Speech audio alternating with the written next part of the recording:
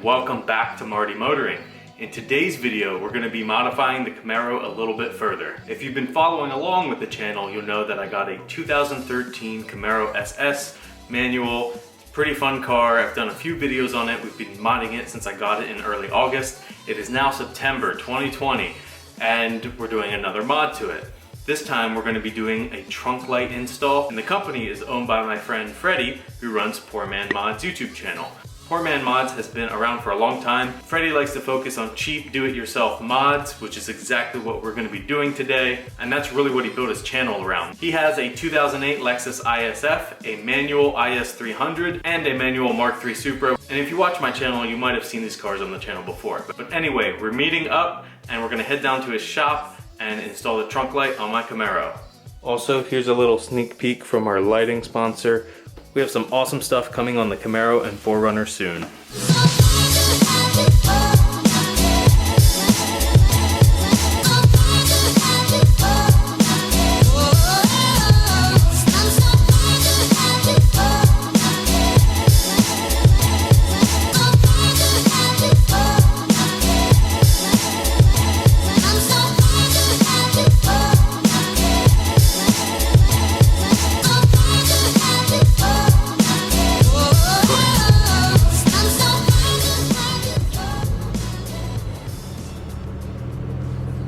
So this is Freddy, who I've mentioned, and he owns FredTech Lighting. I do make these myself, but a trunk light isn't something that you lay in bed at night and think, you know what, I need a trunk light. My trunk just isn't bright enough. Like, you know, you lay in your bed at night and you think about wheel options and suspension options, and if you want to go with a supercharger or a turbo, you don't think about a trunk light.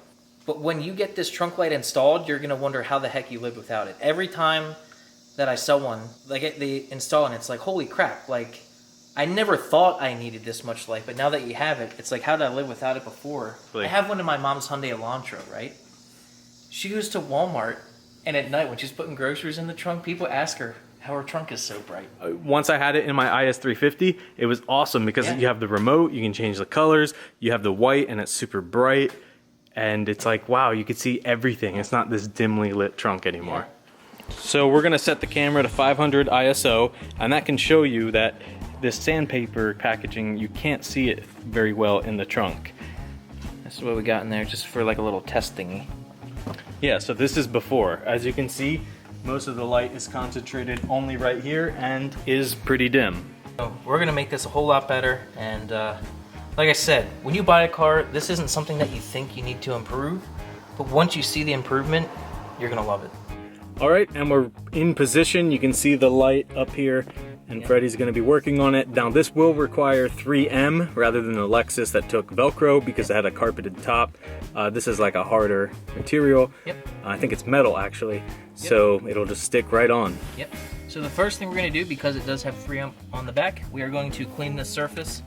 We are using some isopropyl alcohol here, and locate the area where you want to mount it. I'm going to be putting it right here. But you can pretty much mount it wherever you want as long as the wire will reach. Alright, now we're going to take a flathead screwdriver and get on the passenger side of this light. Pop it down, like so.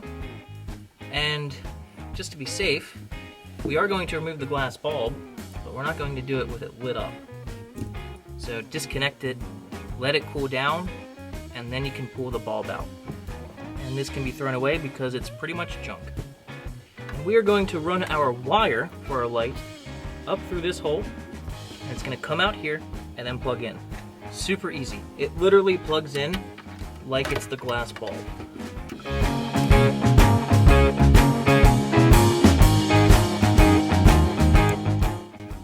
And if you plug it in and the light does not light up, you have it in backwards, so just pull it out, rotate it 180 degrees, and plug it back in, and make sure that the pins are touching. We'll put this back up. Just like OEM, plugs in, you can't see any of the wires, it's beautiful. Now, choose where you're going to mount it. I already know where I'm going to put it, but now that you have the wire connected, you can see where this will reach. And try to get it as centered as you can. If it's not that centered, it's not that big of a deal, but just do your best. Actually, I think I'm going to change the location where I'm going to mount this light. It's a little bit too long to mount it in the very back, so I'm going to put it right about here.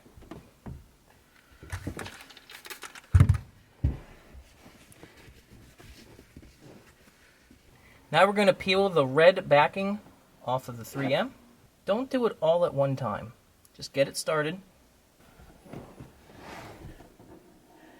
And then peel it as you go.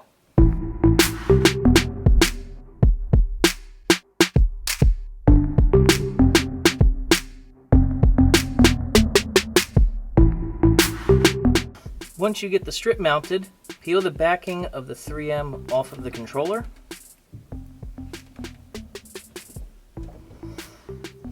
And then the 3M on the receiver.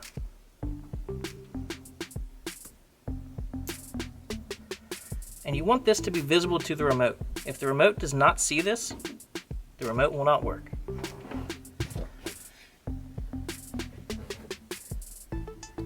And now it works. Party in Marty's trunk. They call me Party Marty for a reason. That's right. All right, got the light installed. It's looking super bright. You can now see that piece of 3M cardboard. Super bright, very easy to read. I'll give you a little bit of a demo of the remote. Just have different color options here.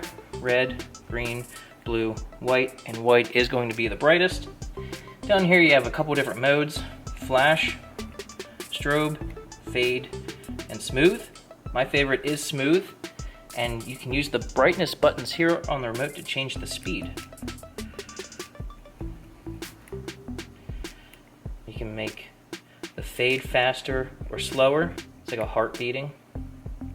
Or if you just want white, you can go to white. And now you have a super bright trunk. It's evenly lit. There's not a hot spot or a dim spot comparing the factory bulb. Super evenly lit.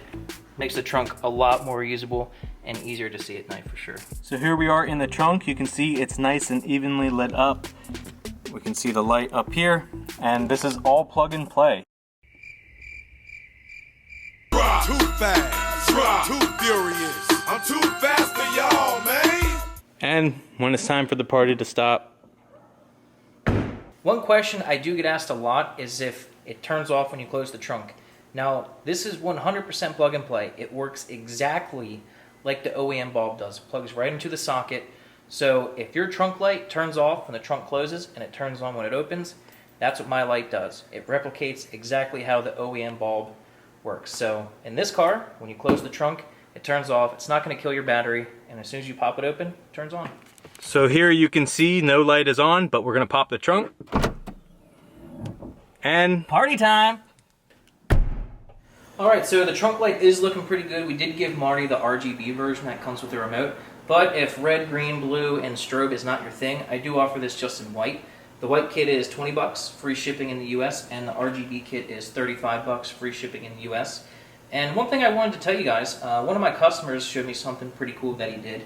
If you don't want to put the remote in the glove box, or if you're afraid of losing it, he actually put some sticky Velcro on the remote and put some on the inside panel here and just stored the remote there. And that way, when it's on the Velcro, it's not going to fall off, you're not going to lose it. Pretty cool. I keep mine in my glove box, but that's an option for you if you're worried about losing it. so that about wraps up the trunk light install. Check out FredTech Lighting for all of your trunk lighting needs. Can't wait to use it at night and just see how it looks in like a dark parking lot. I'm sure it's gonna be real bright, and just a nice fun way to spruce up the trunk of the Camaro. So if you like this video and found it helpful, give it a thumbs up. If you're new to the channel, hit that subscribe button, and as always, keep those wheels turning. I bought another flip car that I know Marty wouldn't approve of. Here it is. He's not a fan of Subarus anymore. I mean, neither of us are. No, really. no. I had a really bad taste put in my mouth for my Legacy, and did you have an FRS or a BRZ? BRZ, yeah. He had a BRZ that didn't treat him too well either, but I came across this very rough diamond in the rough. This is an 09 WRX. Looks very rough.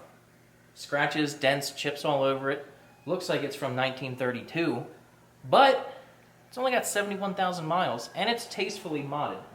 I got a pretty good deal on it, but when it was here, when it came off the trailer, it was making a horrible, horrible noise. It kind of sounded like it almost sounded like a saw blade rotating, just like hitting metal, just a constant like chatter and like a saw blade, or almost like a loose nut rolling around in the bell housing. After some troubleshooting, turned out to be the Terpski. And I know you want to see a blown turbo. So let's go look at it. I'm actually kind of glad that it's the turbo. All things considered, if you know anything about a Subaru, timing belts are issues, or you have to do them. So if it's jump timing, you gotta do the timing belt or fix the head. If it's a head gasket, gotta pull the motor and do all that. Yep. So if it's just the turbo, that's not that big of a deal. So I'll show you the compressor housing first. You can see that it was definitely making contact in here. They were trying to be friends, which is not supposed to happen. They're not supposed to be friends. And here she is. Completely destroyed. And that rattle, is what was happening. Like, it sounded like probably 20 or 30 times a second when it was in the car. At first we thought maybe it was like a heat shield rattling or the cat, like a broken catalytic converter. Turned out to be the turbo. And it was blowing smoke and making all kinds of noises. It was knocking so hard, I'm pretty sure that the knock sensor was picking it up and retarding the timing and dumping fuel because it was running extremely rich. Now, I don't have any turbo cars, and I've never owned any turbo cars, and most of the reason was because I didn't want to own turbo Subarus, because that's usually what happens. Either that or the head gaskets. Yep, one of the two. Or if you get a WRX and you put a little bit too much turbo on it, then your transmission goes boom. Yep, it's always one of those issues. They're bear traps. Don't get into it. Yeah, don't do it.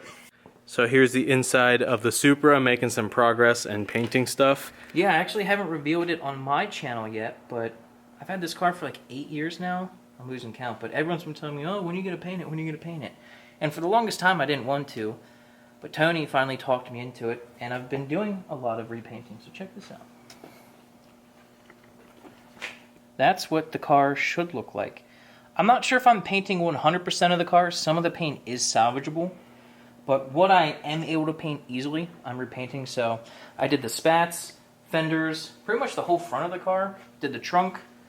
I'm going to be doing the hood and the rear bumper. The only thing that I'm considering is the roof, quarter, and doors. Not sure what I'm doing about those yet. If we can buff it out and make it look close, I think we'll try that. But if you look up here, this section is pretty much finished. The headlight, the nose, the fender. It's not assembled, but it is looking really good. And I did the mirrors black, so the car should look a lot better. And probably the first time I take it out, I'm gonna probably hit a tree or a guardrail.